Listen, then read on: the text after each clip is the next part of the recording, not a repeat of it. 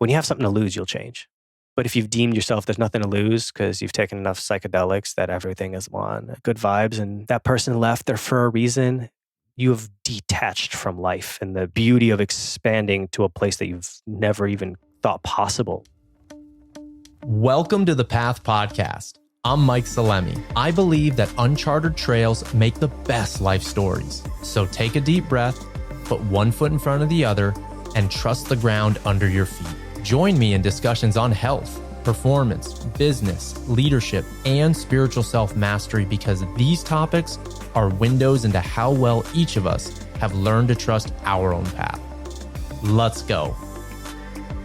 This is a Soulfire production.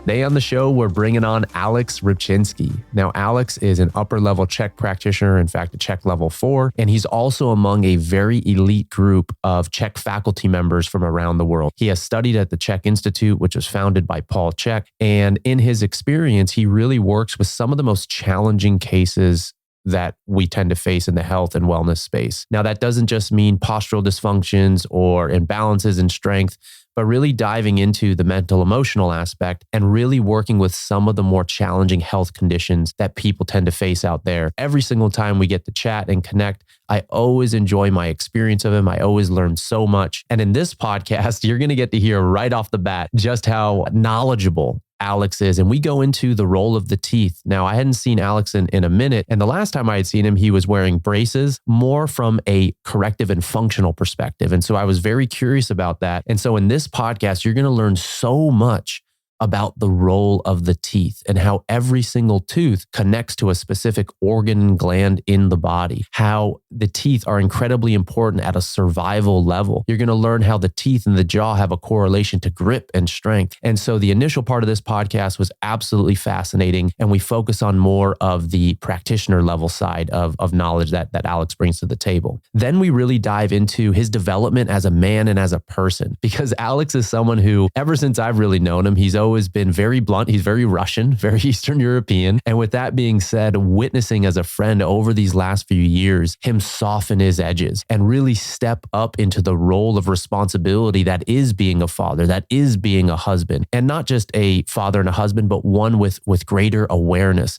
and someone who is really interested in developing deeper connections, of course, with himself, but especially with those people that he loves in his life. And so this podcast was incredibly enjoyable for me, and I know you're going to learn so much. So let's get right into the show.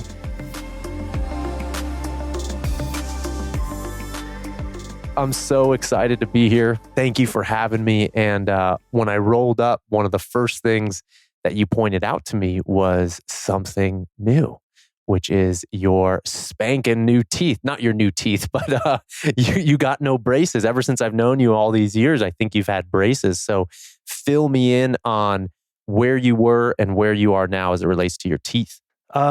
Well, coming from the CHEK Institute, you learn that the second most important thing is your mastication or your jaw function, and your teeth, how they interdigitate or couple or fit together is really important. And I've noticed, because through this journey, you take all the metal out of your mouth and then, out of your body and out of your fillings. And all of a sudden I took this retainer out of my mouth from when I had a kid, which is like a bar behind my front teeth, behind my lower front teeth. And then I noticed, I was like, let's see what happens. And then my teeth got all mangled up. And so through this whole journey, sending clients to get their teeth worked on, one of my clients found an airway orthodontist that considers your airway. And so I go, yes, this is wonderful. This is something that isn't talked about a lot. Let's see if all my theories about, that I've learned from Paul and through my own exploration of increasing strength and through your teeth fitting together and releasing space out of your temporomandibular joint, or where your jaw moves when you open it, where it articulates from. And my theory was you get stronger when your teeth are aligned. And since I've observed that every professional athlete that is at the top of their field has really nice teeth and wide maxillary arch, or that you can see all of their teeth, they're not crowded and not, closed up on each other. So I said, hey, it's time for me to put my money where my mouth is. Literally.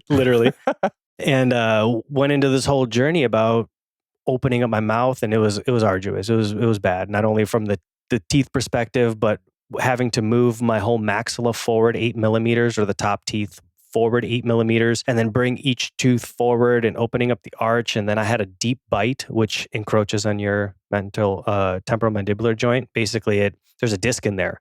And a lot of people don't think they think they have discs in their back only, but there's a disc in your jaw also. Interesting. And so when that disc gets compressed, it downregulates all the power going throughout your body. And most people that have grip issues actually have teeth problems and jaw problems. And that's why mouth guards are such a, if my clients don't want to do that, or people don't want to do all that arduous work, because it's expensive too. If the intermediate process or like the quick process is get a mouth guard to give your jaw some space. So that way you could bite and clench and stabilize your neck and your teeth and your skull. And then the brachial plexus, where all your nerves, veins, and arteries come out of your neck, you can have more grip strength. So you don't have to use wraps. And so after this whole process happened, when I first tested my grip before I got my braces on, it was 90 pounds per hand. And then testing it again, it went to 150 plus 151 pounds per hand. Fascinating. So collectively over 120 pounds of grip strength for free. Not for free. Not for free. I paid for it. But ultimately, I didn't exercise because I only had two points of contact to bite on each side. So it felt like my teeth were on ice skates, and I only had 2 biting surfaces per side, and they weren't even complete biting surfaces. It was 2 picture trying to chew steak with like 2 marbles. That's what it felt like in my mouth for 2 whole years, and so that was arduous. So when I got my braces out, I retested it with my mouth guard, and they went up over 151 pounds, and I haven't exercised consistently in 2 years now. And so the fact that I'm getting stronger without exercising, because my teeth are fitting in my mouth better, and my mouth is opening up and fitting all my teeth in, so they're not crowded, proven all that true and worth it. That's so interesting. Like so a few things come up. One of the things is, if I recall correctly, there were some studies done where they equate, maybe you would know, but they equated grip strength to longevity, or there's some correlation to that. And I'm curious now, there's got to be a link to, obviously, with the jaw then. But that was one thing that came up. And in this podcast, a lot of the episodes have really focused on the person, the hero's journey, and some of their struggles and stuff like that. And before we get into that, people I don't think are really familiar. Like, you kind of just like sprinkled in some knowledge on like the correlation between teeth and strength. Can you share just a little bit more about why, you shared in the CHEK system, you'd look at teeth as a higher order system, but why teeth? And for those who are listening, he's got an actual tooth chart behind him, and without referencing the chart, but like, can you share a little bit of why the fuck the teeth? Why would someone even be interested in addressing and going through some of the arduous pain and struggle that you went through? Yeah, so people are familiar with reflexology, and they stick to the hands and the feet, but you also have reflexology in your face, your tongue, and your teeth, and your ears. So, and your eyes. Forgot about iridology is a whole other modality that your body will mirror your whole body in your eyes, in your face, in your ears, your hands, your feet, your tongue. And reflexology, just to clarify, like that would be like Chinese points or acupuncture points or stuff like that, right? Yeah, your whole system, like the outside of your hands on the pinky side, will be your spine. So everything related. So from the top of your pinky to the bottom of your hand and your palm is your C1 in your cranium through C1 through cervical, thoracic, lumbar, sacral, spine is on the outside of your hand. So if you notice the outside of your hand is painful, you can find where on it is painful and actually go look at your body and see if you have a problem there as well. And so the longer it progresses, the more it shows up in your hands, your feet, and the farther limbs, the more it's progressed. So if you haven't noticed it yet, then it may not fully be as progressed as it would be in someone that can't get rid of their pain, and all of a sudden now they have foot problems in a certain area that correlates to the foot problem or the hand problems that they have, and then all of a sudden you might see their tongue scallop in a certain way, and you might see their tooth starting to wear or develop plaque along that area because it's starting to get infected, because that's where your body will dissipate your signals into. Because your body doesn't care about what macros you're eating or what you look like. It cares about keeping your organs alive. And so if your organs are alive, you could still be alive, and your body knows that. So whenever your organs have issues, they reflex and away from, they take that inflammation away as far as it can from the organs. And that's why people get tight muscles and could cramp and have infections and reoccurring injuries because those organ problems are reflexing into your teeth, and they're causing your body to try to tell you, hey, there's a problem here. Please pay attention. And so the teeth also are, people think they're bones. They're not. They're crystals. And you can do a quick Google search. Yeah, No they're like shit. quartz crystals, and they're stronger than steel. They are also the nerve endings. They're extensions of your brain because they connect your teeth. Your nerves of your teeth connect into your brain, and so then you have cranial nerves which supersede the peripheral nervous system. So all the other, you put your hand on a hot surface, your hand will move, then your brain goes, it's hot. But things like eyesight, your swallowing reflex, your gagging reflex, your smell, your facial expressions, all get mirrored into your brain, and there's no relay signals. It goes all the way up to your brain. So if your teeth are crowded and not coupling properly, think about putting two hydraulic presses together and putting a point, and the hydraulic press will notice that, hey, if I keep doing this, I'll puncture the other side and it'll break the press. So it'll decompress that whole system. And that's what people have. You have two hydraulic presses that you are trying to use your grip. And whenever you pick that up and you start clenching your teeth because you generate more power, and if anyone's listening to this, try to squeeze someone's hand without clenching your teeth. It's going to be really difficult. And so the more you clench your teeth, or if you have like put a mouth guard in and then shake someone's hand and really bite into it, you're going to notice you're going to generate more power out of your hands because your teeth feel safe. And the more your teeth are out of place, it's that same thing. If they don't couple, then your teeth will puncture each other and crack each other. And then your body won't let you do that unless you override it with the egoic or contact. And because your teeth aren't put together right, they crack. And then now you have all sorts of problems through the rest of your system, depending on what tooth that's correlated to. The other thing is, since they're crystals, they create an electric charge, a piezoelectric charge, which then every time you bite or make contact with your teeth, since all of your teeth have their own muscle, organ, gland system that it's connected to. Each tooth to a specific organ or gland, etc. Yes. Muscle. Wow. Yes. Okay. And so every time they connect, you're basically charging your organs and your glands, your tissues, your muscles, and you're pumping them full of electricity. And the same way you can take a quartz crystal and charge it and create a charge out of it, the same way your teeth do that on a repetitive basis when you eat, when you move, when you talk, and put your teeth together. And that's the same reason when people are asleep and they grind their teeth, their body thinks they're dying. So picture when someone's dying and their heart stops, what do? They put paddles on them and they charge them.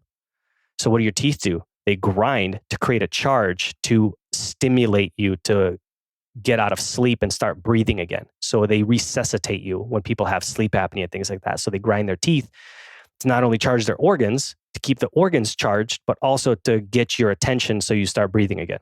So, and I want to be mindful of the questions I ask because I know, and for those listening, if you can already tell, Aleks can go. And I want to be mindful of the time that we have today. But that being said, I know that grinding teeth is a really common thing. What are some of the high level causes of grinding teeth? You kind of alluded to one, maybe just like a lack of vitality. What else comes up for you? Parasites. Interesting. So when your body starts developing parasites in certain organs, once again, your teeth start grinding together to charge those organs to create vitality in those organs to compensate for the lack of vitality in the organ. Now, then you have same thing with any kind of inflammation, sugar. So your body's trying to charge those organs. Mental, emotional suppression of your voice. So what happens when someone's yelling at you and you hold it in? What do? People clench their teeth and they take a big breath in. But if you actually follow where that goes, it goes into your temporalis muscle, where your temporalis muscle is on the side of your skull. And when you only clench your molars, that muscle activates on the side of your head. Which ones are the molars? The back teeth. Ones? Yeah, okay. So you're going to notice that when you clench your teeth together, the muscle above your ears on your skull, they'll clench. And so when you're trying to hold something back, whether it's like your kid or your wife or someone on the street or, someone's trying to cancel culture you or whatever, and you're like, okay, I need to control myself because you haven't processed why you're saying that thing yet. So you're suppressing your voice, not only to not offend, but also to, unconsciously you don't know how to say something. Your kid is unleashing on you and you're triggered. So instead of making the trauma worse, you collect yourself, quote unquote, collect yourself, but really you are putting those intentions and storing them in the temporalis. And at night, since your unconscious is flying in the middle of the night, processing those through your dreams, you start grinding your teeth and all those become active and then your teeth start grinding. So there's another issue why your teeth grind. So those are like the main causes of people grinding their teeth. Wow, that's so interesting, man. And with the work that you've done, what have you seen with people who have gotten their jaw, like you send them to a specific, like, well, one, what type of, I imagine that not all dentists practice in this way or have an idea of what you're talking about. So if someone were just to get braces, for example, is that the same thing that you did? Or what was kind of like at a high level, what was the process that you went through or someone that you might send to this type of dentist compared to maybe a more traditionally trained one? So braces, the problem with braces is they retract your maxilla. So they anchor at the back and they pull your teeth into the back, which your lower jaw follows your upper jaw. And so if your top jaw gets retracted, then your bottom jaw gets retracted. And if everyone listening sits up straight and then they bring their jaw back in retraction, it's hard to breathe. Yeah. It like closes down the throat, basically. Correct. And the only way to fix that is to stick your neck forward. And now you could breathe. So now you have forward head posture that you can't ever treat properly. So it opens up the airway, but then there's a compensation that happens and there's other obviously consequences to that. Correct. And so not only will it encroach on your airways, which means you can't breathe properly to the full capacity which you could breathe, then you're going to have to compensate that by having a forward head posture. Or the other one is you lift your chest and you have this overconfident posture, which you'll see like almost like a rooster, which walk their chest up and walk around. But then what that does is it creates a military spine. And it's still forward head. It flattens the curve of the neck so it's straight. Correct. So either way, you're compensating in your neck and you can't maintain the curvatures, which means you don't have the proper openings in the side of your neck where your nerves come out of to give you grip strength. And since all the muscles in your neck control everything from your neck to your trap, actually your trap is a cranial nerve, and same thing with SCM. So try not to bore the audience here. So all the muscles, even to your hands, your pecs, your lats are controlled from the muscles that come out of your cervical spine. And so if they're not stable, all that's interfered. And if people need an idea of like what that looks like is picture you put in a light bulb that's 100 watt necessary, but you put a 60 watt and there's not enough current or there's not enough current to go into that bulb to turn it on. You put a 100 watt bulb in a 60 watt outlet and it doesn't have enough current to turn it on. And you're going to go, what's wrong with this thing? And you're going, no, there's not enough current. So if you draw the right wire, which is basically opening up the neck and you're bringing your jaw forward, your teeth into the right place, it's sending the appropriate current, not overstimulated because that's how you get electrocuted, but the proper amount of current to the muscle to actually get it to contract and all those systems and processes to work synchronistically together to achieve the thing like instantaneous movement, which if you break it down, it's absolutely mind-blowing. The fact that your joints float on within 1 degree of it's called instantaneous axis of rotation. Have you heard that? Yeah, Paul's talked about break, so people listening have an understanding. So your joints, all the muscles, when people say like, I have to isolate a muscle, you go, there's no possible way you can isolate a muscle because your joint at every angle has to keep that joint stable within 1 degree of its ranges of motion, or you create an injury. And so the fact that with your body is functioning always within 1 degree, under 1 degree of error, that's happening all the time. Every time we're moving, my jaw, my face, my facial expressions, my joints, my hands, my shoulders, they're all operating perfectly under 1 degree of error. And if it goes over that, then we get injuries. And so the fact that our bodies are so synchronized on a joint by joint level is still mind blowing to me. Still like I'm like a new kid looking at it because it's still amazing to think about. I completely agree, man. I completely agree. Just going back to what makes the difference between a dentist, for example, and what if someone was interested in seeking out maybe some of the work that you do or this type of dentist compared to a traditional one, what comes up? What are they looking for differently or how is their process different? The process, a lot of dentists and orthodontists have moved to cone beam scanning, which basically is a 3-dimensional scan of your face, and it'll tell you how much airway obstruction you have based on the scan and where geometrically your face needs to be. Another fun little thing: if you make a straight hand or you put a chopstick and you close your mouth and put it from your nose to your no on your nose to your chin. On my nose to my chin Yeah. like that. Okay. Yeah, your lips should actually touch your hand. So from your nose to your chin and your lips should be one angle. And if you don't, that means you have a retracted maxilla. Oh, interesting. So it's one of Okay. those golden ratios that we have. Like every digit becomes on a golden ratio bigger than the next one until you get the perfect Vitruvian man as The Da an Vinci example. Man. Yeah. Yeah. So that's another one of those measurements that you can tell. And the further back your maxilla is, or your teeth and your lips are from your nose to your chin in that same plane, the more obstruction you're going to have in your airway. So that is one big thing. And if you look into your mouth and there's teeth that are crowded, they don't fit quite together, they overlap or they're twisted. And your teeth may compensate and they fit together, but they're not quite turned, because remember, each nerve has a certain length that it needs to travel. And if it doesn't have that length, then it's either traveling too fast or it's traveling too slow, and it's going to interrupt the way your body functions. And actually, the building that we're sitting in, I talked to the electrician a lot. And I was like, why do you run that wire instead of that wire? He goes, oh, well, from the transformer, if it leaves the transformer at 400 amps, that means I need to slow it down. And I need to know how many feet it's going to travel to slow it down, so that way you pull 200 amps. And if I make a wire that's too thick, it'll move too fast. And if I move a wire that's too thin, it won't get enough current. So they have to know exactly the distance, what the transformer's pulling, what you're putting in here, or else you'll fry everything. Or you won't get enough power to the building and nothing will turn on.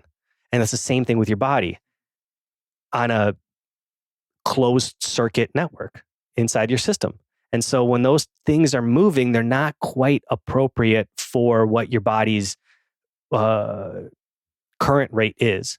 And then you'll be either overstimulated, which Arndt Schultz law basically says that if you have an understimulated nervous system or muscle, you stimulate it, meaning you muscle stim or touch it, you need to stimulate it. If you have a moderate stimuli, you have to favor it.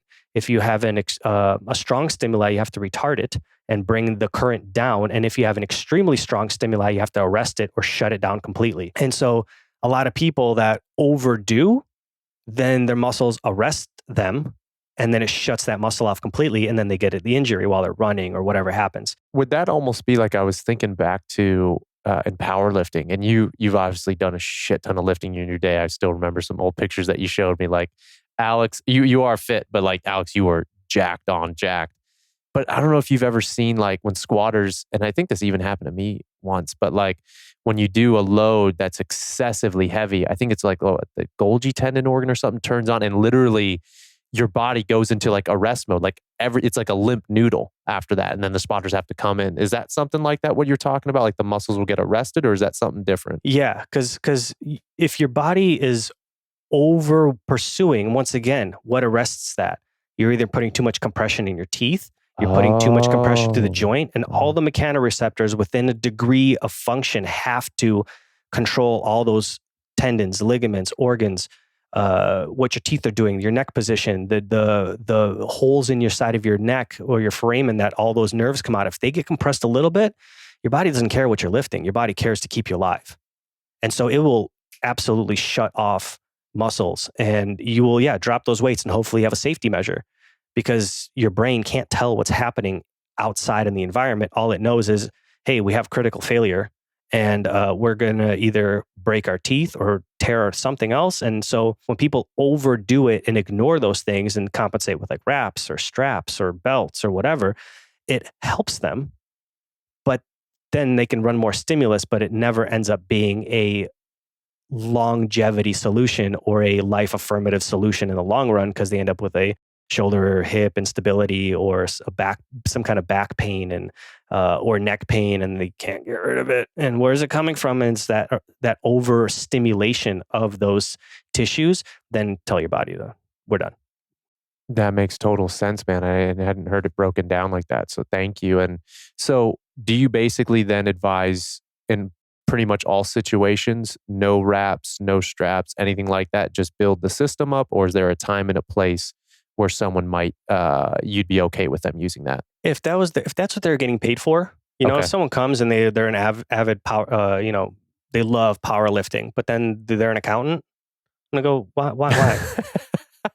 Like, you got kids, you got work, but if like you're getting paid to lift weights and then like your livelihood is on it, like, yeah, we need to learn how to integrate the system and then know how to use those appropriately. So when you take off the weight belt, your breathing isn't inverted after that. You know how to bring your breathing back to normal, because the breathing pattern is reversed versus a belt versus not wearing a belt. And so that when you're lifting a couch, now you have all this power running through you, and then you don't have spinal stability because you're breathing wrong, then that's when they blow their back out. Now they can't work. They can't do the thing that makes the money, whether it be through advertisements, endorsements, all those things. And that's when it's applicable to go, okay, you need to learn how to use these tools. The same thing we, have to learn how to use gun safety. And there's all these ways to keep your, finger off, check the chamber, make sure the mag is out, check 3 points of contact or 3 points of check. There's all these systems in place so that way you don't hurt yourself or other people. And it's the same concept. But I don't think I answered your question, which was, where do I send them?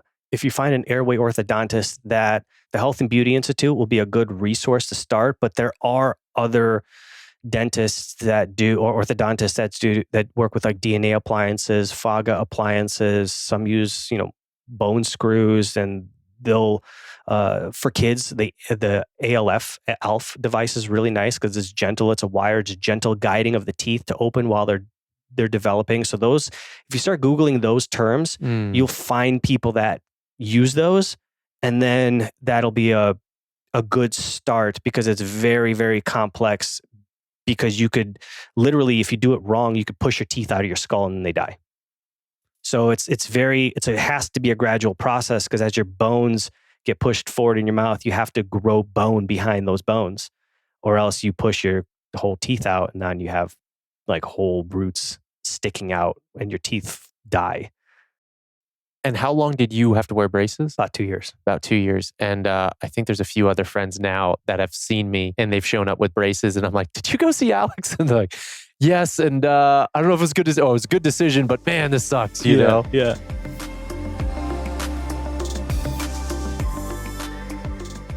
If you're a coach, therapist, practitioner, trainer, if you're a professional in the health and fitness space, then man, am I excited to share something with you today. And it is my program, Mastering the Kettlebell. No doubt if you've been listening to the Path podcast, then you've heard about my program, Kettlebell Lifestyle, which is a complement to Mastering the Kettlebell. But Mastering the Kettlebell specifically was more designed for the coach, the trainer, the person who wants to share their knowledge with others. And so in this program, I went a little crazy, to say the least. I spent 13 months developing Mastering the Kettlebell. There's over 400 instructional videos. And in that program and in that course, you're going to learn a whole ton of assessments to set you up almost like a screening tool before you even lift kettlebells, to make sure you're going to be doing so safely and optimally. You're going to learn all the fundamental and foundational grips and positions, basically every single common error you could ever think of that's going to happen in a kettlebell lift, how to address it, how to identify it. You're going to learn all the progressions into the major movements. There's lectures on program design and posture in the spine. I bring in so many guest experts into this program, and I'm so excited to share it with you now because I haven't even discussed it yet on the path. And so if you're a fitness professional, especially really looking to dive deep in kettlebell training, kettlebell lifting, but just really movement as a whole, this is the instructional resource for you. And when I created the program, it was my attempt to share from my heart everything that I had learned up to that point in over 15 years at the time of creating it, and also create the most comprehensive resource on the internet for someone who wants to learn and especially coach kettlebells. So if that interests you, anyone who listens to the Path podcast will get $200 off on the program. All you got to do is use code PATH20 and visit the website, which will be in the show notes, programs.mikesalemi.io. Or you can just go to mikesalemi.io. And from there, if you hit in the upper right corner, the drop down, you will get to see access to this program. Let's get back to the show. I want to transition a little bit, but it touches on what you were sharing earlier about the client who's the accountant and maybe acting in a way that's not basically dream affirmative or in a way that's like in alignment with the life that he's living. And with that being said, you and I have had more than a handful of conversations about your communication style or just your nature around communication. And I'd love for you to share a little bit about your background. But all that to say is, since I've known you in these years, you've, I don't know if we want to say changed a lot, but you present differently and you're still you, and you know exactly what I'm talking about. So I'd love for you to share a little bit about your background, but also, is change possible? Can someone change? And you can go as deep as you want to go on that, but I'm really curious because I have seen a different Aleks in communication, and I'm really curious what contributed to that and what has that experience been like for you? Change is 100% possible. The biggest disservice you could do for people is if last time you saw someone was when they were in high school or middle school or college, and it's been like 10, 15 years, the biggest disservice you could do to someone is treat them like they've never changed. Because even being with Sarah for almost 8 years now, I'm meeting new Sarah and she's meeting new Aleks every season. There's something new that we're evolving into. And I've noticed that there's some people in my life that still think of me as who they knew years ago. And I go, I have learned so much, and it feels very reductive. And, it's unconsciously, like they're not doing it consciously, but it's because they haven't had the opportunity potentially to grow into certain things themselves, or they've ignored it, or they've continued a certain lifestyle. They don't see it because it's still in their unconscious, because that's not something they're conscious of. And so when I meet people at different times in their life, I'm always curious as to what is different, because I pay attention, because I have 4 women in my life, and they're constantly reflecting back to me what I need to work on. And if I was unwilling, then they would probably have killed me by now. And so, and I say that jokingly, because the other side of that is I probably would have emotionally and mentally hurt them. And so for a lot of people, there isn't enough pain in their life to want or warrant change. And so those have been the biggest things, and the women in my life that have been coming around. And the way we joke in private is different than how I joke with my 6.5-year-old. And my 6.5-year-old, almost 7-year-old, has an amazing sense of humor. And like we were watching a show the other day, and it was like a bunch of stuff got ruined, and she like leaned back over the couch, this sly look, and she goes, "It's a lot of damage." like you're 7 and you're observing like that was, and I'm laughing, and she goes, "Why are you laughing?" I go, "Because that was." Like your humor's on point, like the tone, the body language, everything was great. And so what I noticed is every time that I wanted to share some knowledge with them, or of a behavior or a way of life, they wouldn't listen to me unless I changed something about my language. And even though I'm very blunt, and sometimes you need to get bludgeoned, but most people don't. And so I've noticed that it's easier to get my point across or share something through changing my language. And the way I talk to my 7-year-old, my 13-year-old, my 17-year-old, and my 42-year-old are very different, because they all, on a structural and a mental, emotional, spiritual level, are at different stages of development, consciousness.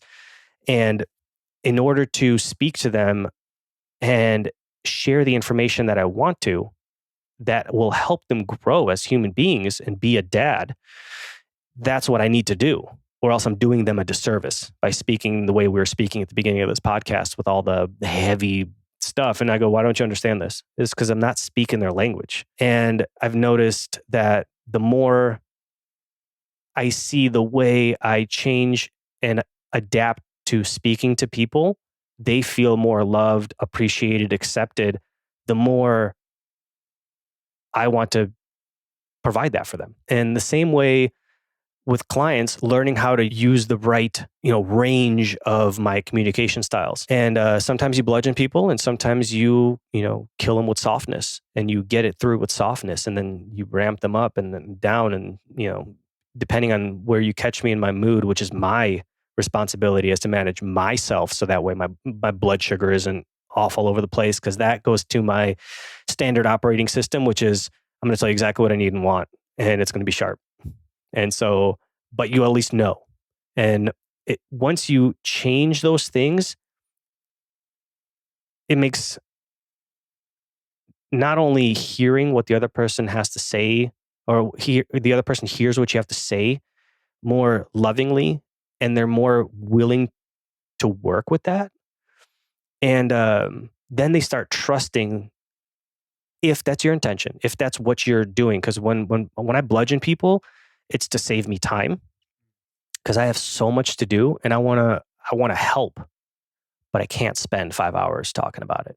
I can't. It's for me to give up time, I have to give up something else in my life, and those are things I'm not willing to do. They're not in my values, to give up family time, to give up, certain things that need to get cleaned or worked or added or built, rearranged. Like, those things are our priority for me. And then when there's people in my life that come into my life that need something from me, I want to love them quickly. So that way they get what they need, and we don't have to really go into it. And I've noticed some people are really good at receiving that, and some people aren't. And the more I change my softness with people, that way they know deeply that I'm trying to help and care, or else I wouldn't waste my breath talking to that person.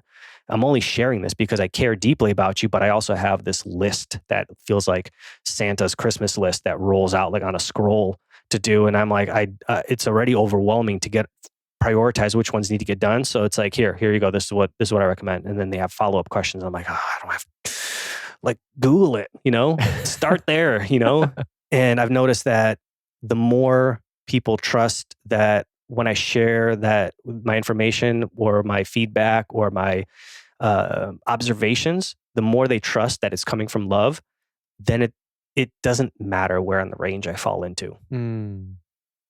Because they know me as consistently sharing things from a place of, I want nothing but you to get better, for you to receive a value, for you to feel loved, for you to get the thing that you need.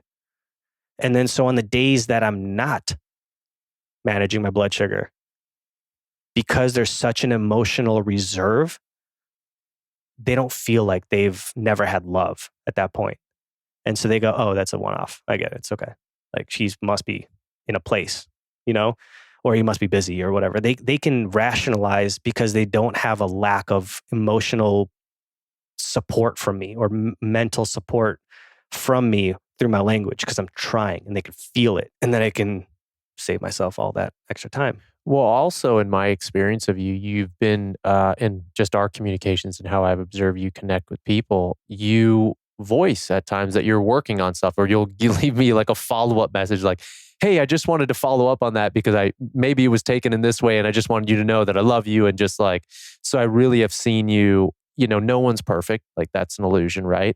And that being said, the caring comes out in some way, shape, or form.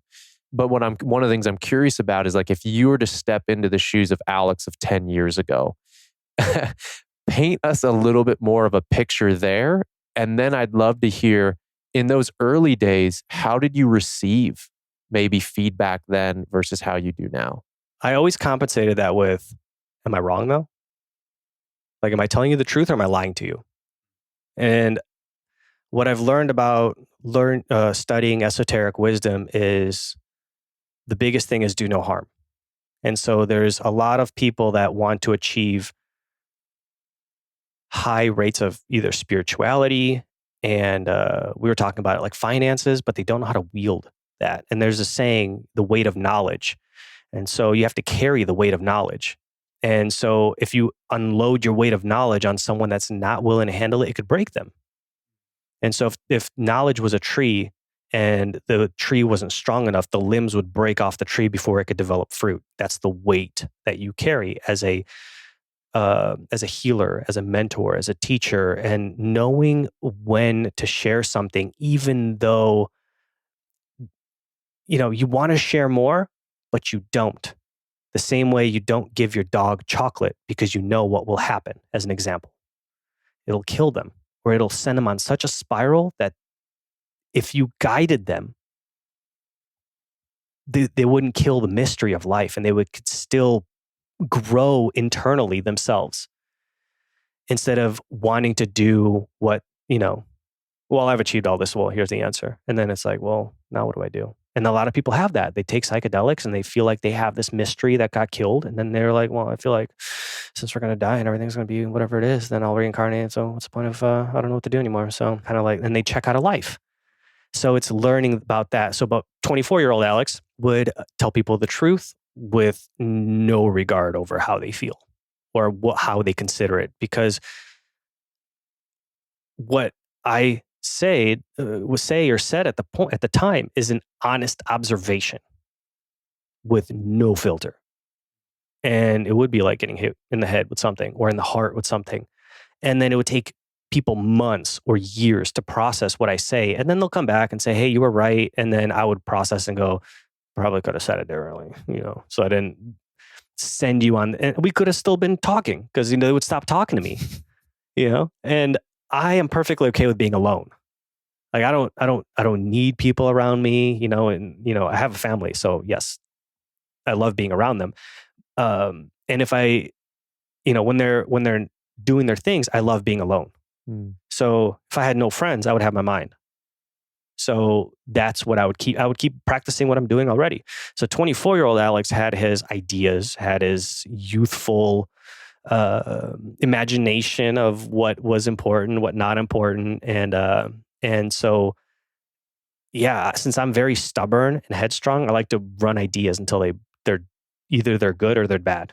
And then I don't mean to reduce it that simply. For the sake of time, I'm reducing it that simply. I had no awareness over how I made people feel. Because that got washed over. No emotional awareness. That was washed over with, I'm trying to help you, And it's like you're punching someone in the face going, I'm trying to help you. Go to sleep, They go back to their family with black eyes. Yeah. What did you do? Aleks was just trying to help me somehow. Yeah. And you said something earlier, people changing. It's being headstrong, being left alone. I had my own ideas, listening to whatever pop culture was telling me and seeing what other people are doing. And then, the trouble that they're getting into and, ended up getting charged with a felony for stealing stuff out of people's cars, which I didn't know was a felony. Like you don't think things through. It's like you're having fun, Very naive in some aspects, which is like very naive about my emotional intelligence back in the day and because my mind overpowers the emotion, because that's a lot of what Eastern Europeans are. That's what they are. They don't. If you ever see an Eastern European and they're like upset or they're like, resting bee face or whatnot. And then the true thing about that is if they show emotion, it's real. So if they laugh, they're not faking it. Americans would be like, oh, that's so funny. Oh my God, you're a comedian. And they'll turn around and be like, what the hell are you talking about? And then they'll come back and smile in your face. Europeans don't do that. Like, especially Russians or Ukrainians, they don't do that. That's not part of our culture. Interesting. And so because that navigates what needs to get done quicker, it's more efficient. But you don't experience that fluidity of emotions and the range of experiences of life. So when I met Sarah, I was bridging that. Was painful. Like sitting with emotions that were so overwhelming. It was like working out. It was no different than pumping my biceps or standing under a bar and feeling the weight of that bar as it comes down and it feels like my spine's going to collapse and my muscles are on redlining. That's what it felt like emotionally. It felt like I couldn't take it. You were a novice lifter with 500 pounds on the bar, basically. Yeah. And I stepped under Sarah, who's curling 1,000 pounds, she's seasoned at it, and I'm over here, with the pink weights, Please help me. Yeah, the little pink weights in the yoga studio. Like, I think I'm doing this. This is a lot, right? And Sarah's over there. Yeah, you hear the weights, the bar bending, And so it took a lot. And but 24-year-old Aleks was, I'd say, much more savage with my communication, with no regard, self-awareness, and uh, inclination to check in with how people feel of what I said. What would happen when you were wrong? Or if, we're all human, we all get shit wrong. How would you address then versus now when you had your truth of something incorrect? If I saw it, that's one of my blessings that I am very grateful for, is if I know that I'm wrong, I change it. And if I said something that I recognize as wrong, I immediately don't do it anymore. Mm. And it's a lot of the times, like, it's convincing. Once I have the information and it makes sense, then I change. And because, with the world that we live in, we get inundated with so much information, and it's important to be in yourself and have your own beliefs and ideas of what is important, what you want to see in the world, and what needs to be more of, and what there needs to be less of. And you need to carry that. And that's, as a man, that's what you do. It's like, this is my household. This is how we run things. And then you take feedback and go, okay, well, this is how we run things, and I'll do it differently like this, and I'll do it differently like this, but it gets the point across. And I do that because I love my family. And then there's some things that, like, for example, protecting your family. The moment, if there's any danger, that's always in my field. Mm. And something that I was really nervous about is losing that. Losing that what? I'm sorry. Like, if anyone's ever seen the Hulk, Yeah. and like in one of the Avengers movies, they go, come on, Bruce, like, get angry. He goes, that's my secret. I'm always angry. And he turns around, turns into the Hulk, and smashes something, and then saves them or whatnot.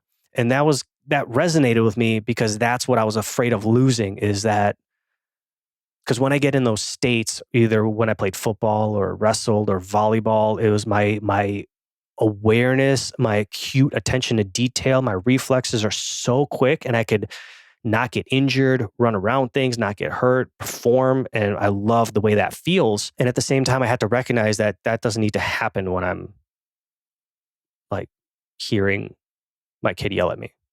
Yep. There's a time and a place, and it needs to be controlled. And so one of my fears was, if I don't have that, will I be able to protect myself and them? Because it was like, all you got to do is open that door real quick, and it's the floodgates open.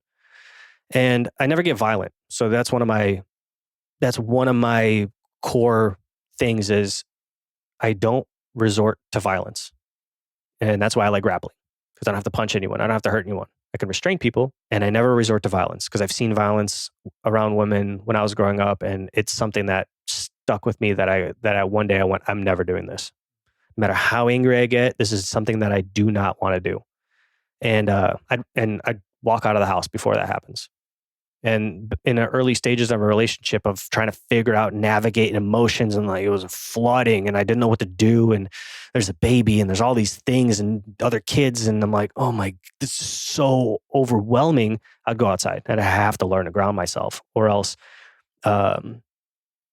that's that anger, and it gets more and more enraged. And so what I learned is, the more I tapped into the emotion, that it happened actually in jiu-jitsu, where someone I felt they had this like craze, and they tried to hurt me, because what they were doing is not jiu-jitsu. They were driving elbows and knees and hitting pressure points. And I felt this energy of like, oh, I'm going to control this, and then so I saw this uprising happen, and I bench pressed this person off of me. And I saw this look of like, ooh, what did I do? What did I get into? And then I had to calm myself down. And then it was that moment I go, oh, it never left. It's always in there. Cool. I don't have to worry about it. And so once that happened, I know that those modes are always in me. So that way I've transcended to learn how to feel emotionally as to how people are thinking and be self-aware over what I said, and to make sure, check in. Hey, I hope you know that I didn't mean it this way. I know text or voice message or, hey, I was in a rush. I don't, if my tone came off this way, I'm not angry or whatever. And then people are like, oh, I didn't feel that way. Good. And even if they did feel that way and they're doing the American thing and being like, I didn't feel that from you, even though they were like about to start clenching their teeth and getting upset, and then they go, oh, okay. So then they start getting to know me, that I'm going to check in with them and they can count on it. Because if I implement something, I stick to it. So it's not something that I do to appease people. If I need it to change, then it's something about me that I need to work through. And so then I look into, like, if the girls are telling me, hey, your face is really bothering me. And I'm like, what do you want me to do with this? And then I start, paying attention, like, hey, your eyebrows are down. And then I'm walking around and then I see the girls. And then when I see them, I tell myself, my mantra is, hey, are your eyebrows down? And if they are, and I feel them scrunching, I'll lift them up. It's some kind of awareness that even if I'm like chopping trees or not around people, like I don't care what my face looks like, because there's no one that could be offended by my face in the woods. So when I'm around people, it's something that I notice, and because I care about people and I want them to feel loved and accepted and not judged, and if that's truly how I feel, and I want to present that to them. And so then as you learn a new person, every person's a little bit different. And so whenever I hear something that I don't agree with, depending on who I'm talking to, I will try all the different ways that they receive that. And sometimes it's asking questions. Are there any experiences in your life that people that did this but didn't mean well? And then they get a chance to explain themselves and elaborate. And they go, oh, my father always looked at me like this. And I go, oh, okay. And that's because what I was going to get into next is, well, instead of getting angry, I had to learn why those angers were there. So I go, well, and you're yelling at me. Why am I angry? And I go, oh, because my dad, when he yelled, I couldn't express myself back. So I'm mad at you because you get to express yourself and I don't. So then as I work on that feeling, going, isn't it amazing that I'm creating an environment where my kid can express themselves emotionally, mentally, dysfunctional or not, they're learning how to do that. And I can't expect them to be at a nonviolent communication seminar teaching that thing right now. So it's one of those things where it's grace and patience. And when people say, I wish I had more patience, well, what God does is gives you more things to practice patience. It's a funny little paradox, and so you become more patient by practicing patience. And because of those core issues that I work on with myself, they don't become a problem anymore. So then I can actually see what the person's feeling, because I'm not clouded by my own feelings of, I don't like it when my kid yells at me. If she was in Russia, this wouldn't be this way, And it's like, well, do you want them to live in Russia? No. Well, then why are we having this argument or a conversation in my head? Oh, it doesn't relate. We're in the United States. This isn't a culture here. I don't have to raise my kids this way. Okay. And then that regulates my system because I am telling my system the truth. And then it de-charges or de-escalates how I'm feeling, and then allows me to have more space because I'm not filled with anger or judgment or frustration, or anxiety over like, what is my kid going to turn into if they can't regulate themselves now, which is a story because they're going to be fine. We're fine. Yeah. Or better, constantly getting better. I'm curious. We both are very blessed to have some incredibly special women in our life, and who talk about, if you want to say, making us better with the intention to make us better and to be there in loving support. I'd love for you to share a little bit about how Sarah specifically, and you touched on it a little bit, but like, how has Sarah impacted you in your communication and how you're showing up? Because I imagine it's not easy. The amount of change that I've observed in you in these last few years is massive. And so there's some reason why you're still in it, and I imagine she's a big part. So I'd love for you to share a little bit about her. When I first met her, it was the realest thing I've ever felt. And it's because she was the other half of my soul. People talk about twin flames, and I subscribe to that because there are things that I knew about her that she hasn't told me. And then there's things that she knew about me that I haven't told her. Back in the day, everything that I consciously know now and remember, she knows. There's nothing consciously that we leave out from each other, And then every now and then we get a memory. We're watching a show and we get a memory. And we're like, hey, you know about this thing? Like, no, I've never heard about that. Tell me about that. For the most part, so we know everything that's conscious. And it was so real that I didn't believe it. So I went seeking things to validate or invalidate how I'm feeling. What might be an example of that? Meaning, when I first met her, I would still flirt with other women and try to date other women to see if I can get a quick connection. Is this because this is so real that it was actually hard to fathom. And it's the same thing as when you're going to have your baby. There's a different thing between you having the conception or the conceptualization of how you're going to feel when you're a dad, and then the moment you see it happening, whether it's C-section or natural birth, however they come out, and then all of a sudden you put them in your hands, and then if you allow it, to wash over you, I can't even describe it. Everything you knew about love gets shattered, and that's scary. Because you thought from this moment on, you know what love is. You have some times with Lauren, and I have my times with Sarah or other women, and then the moment you're like, wow, this is so peak experience. And then you keep having another peak experience and another peak experience. And you're like, and then you reflect and you go, I never had a peak experience. So everything that I'm thinking is love or connection has been limited my whole life. And when I met Sarah, it kept expanding. The peak experiences kept happening, and I kept walking towards the horizon, and it kept going away. And but then when I look back, I'd go, wow, I'm way further than I was. So those are those kind of things that I created chaos in my life with Sarah to rationalize or prove to myself that this can't be real. And the more it became real for me, the more connection I grew towards Sarah and trust with Sarah. And we coached with Paul for years. And the more I got clear with what, myself, and got rid of all those, nagging voices that were infiltrating the conversations, and established my boundaries and were really serious about what I wanted to do. And paradoxically, because Paul teaches there's several things you can do in a relationship. And the one I chose was work on the relationship. And I was thinking, Paul's like, can't say anything to her because you have no stick to shake at her. So get good at being your true self. And when you're in alignment and you notice she's out, you're going to notice that when you say something, she receives it because it's coming from a place of wholeness versus a place of childishness or temptation or lust or greed or selfishness. And I'm thinking, yeah, I'm gonna get aligned so I can really tell her what's up. And the more I did that, the more I realized she's the truth. So the more I work on myself and the relationship, the more I don't want anything else. So the thing that I was doing, because Paul said, when you have worked on yourself completely and the relationship isn't serving you anymore, and you can leave the relationship knowing that you have done everything that you could, look in the mirror and said, have you done everything? Are you a master of this relationship and is no longer serving you?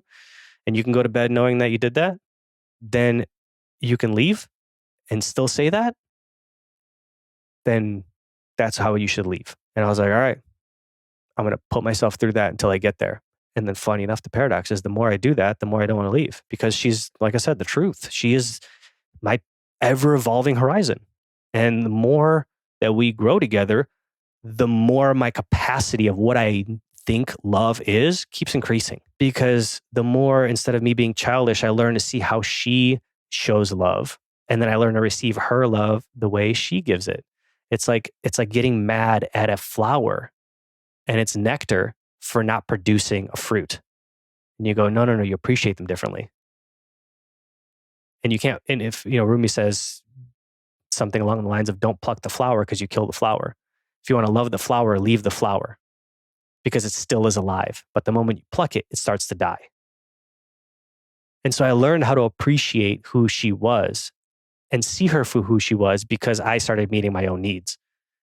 and I didn't need her to meet my needs. And then when that ended up happening, reflecting on it, I go, wow, she changed my life more than I can't even describe into words. Because every now and then, and if you want to do this, this is fun to do. Go back to some experience in your life, like when you said 24-year-old Aleks, and I go back and I go, what if I never met Sarah? What would I still be doing? I'd still be chasing women. I'd probably still be living at my parents' house. I'd probably, maybe get in more trouble with the police. Maybe think my ego would be so inflated, because the truth is I know a lot of things, and I discern, and I in my mind a lot, and in my heart, and channeling from or downloading, because channeling has this process of removing yourself from yourself. So it's receiving knowledge from things outside of myself that put things together. And so I can imagine that if I didn't have all these women in my life to check me, I would be another one of those people that has this huge ego that knows a lot, but no one wants to talk to.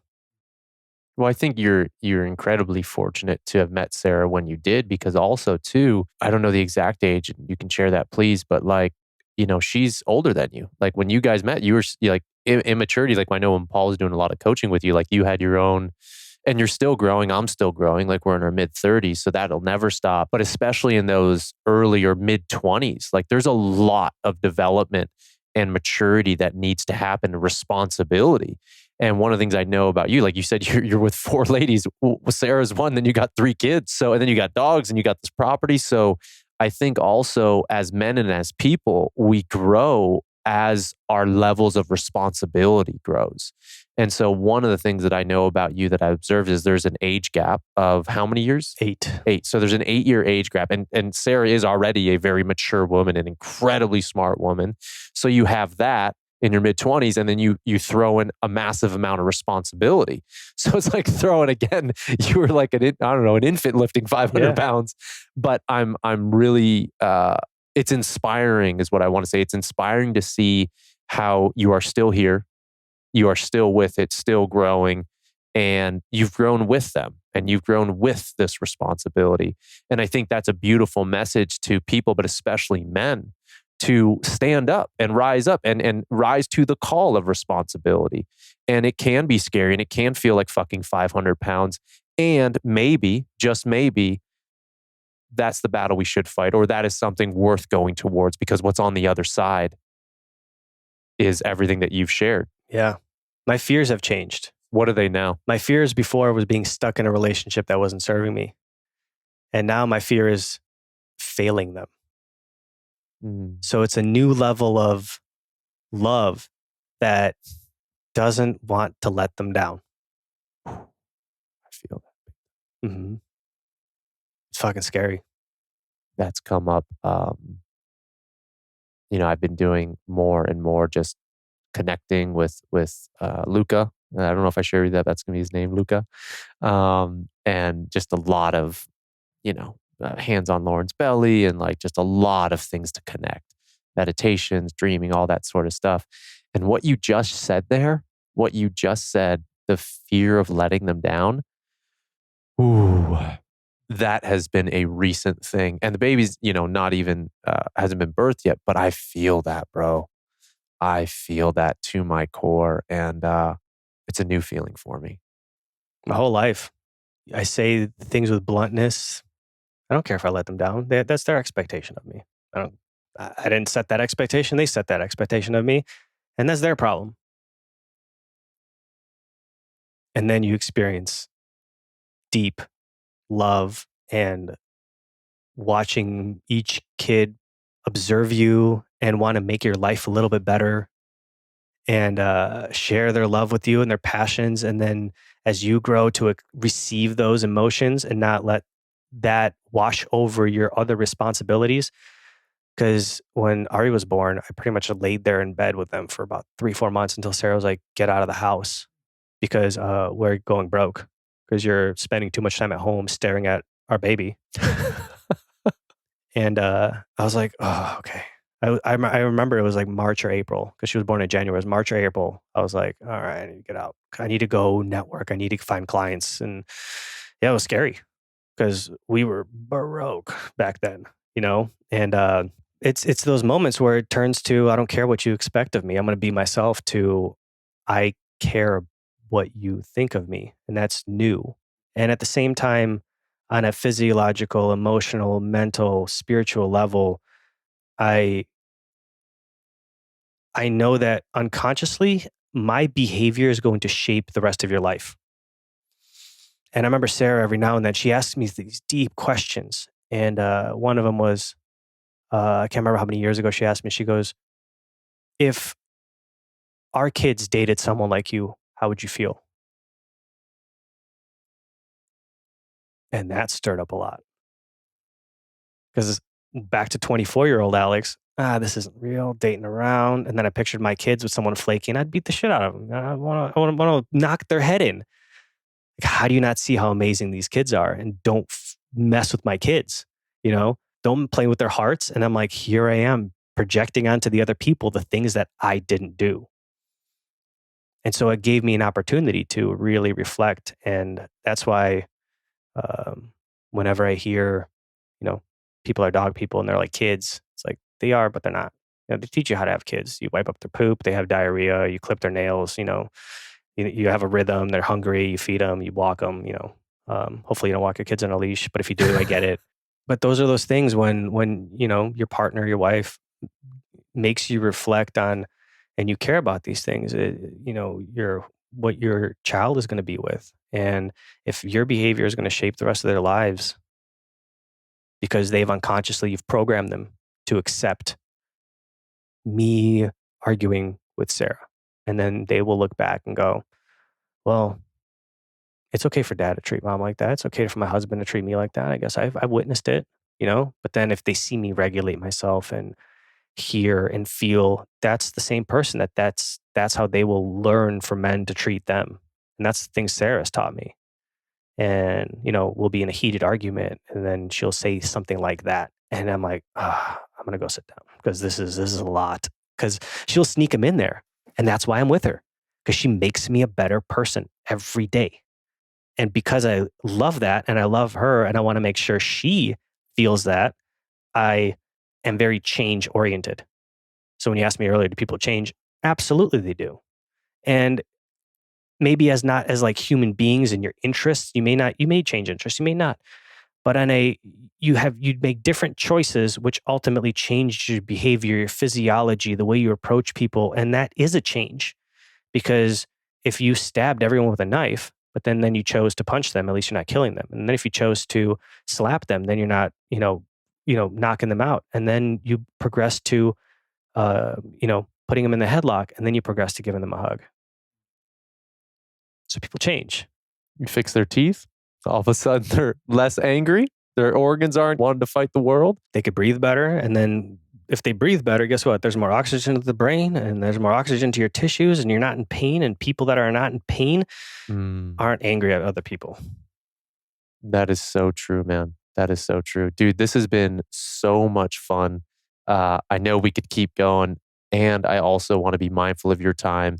And also, if there's any final words as we wrap up today on change, on teeth, on your growth as a person, please, would love for you to share any final words. And also, you've got some dope stuff you're working on, you're cooking up. So please share a little bit of that. If people have questions on teeth stuff, they can, in Primal Pride, our community site, we have so many resources and conversations and where to go and kind of practitioners to look up. I mean, that is our community site. People can go to primalpride.com and log in and get a free week for our community. And awesome. We go live every Monday for 2 hours, and we answer any questions that are in people's minds. And there's no limit on what people are going to ask about. Our only requirement is no judgment, no criticism, and be curious.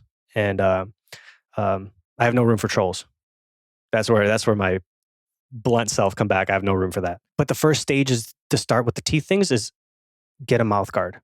If you're going to be exercising, hiking, give yourself some space. If you've enough awareness and you looked in your mouth and you go, hey, this is a problem, but I don't know what to do about it, grab a mouth guard, a lower mouth guard for hikes and things like that only fit on your bottom teeth, that can stabilize your teeth from banging together and they have some cushion protection.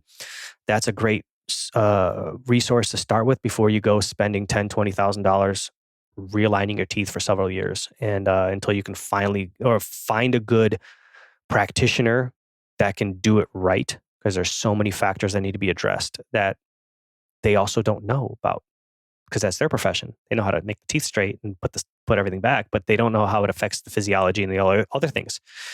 So that's what I've learned. And about change, it's possible with enough commitment, love, and pain. When you have something to lose, you'll change.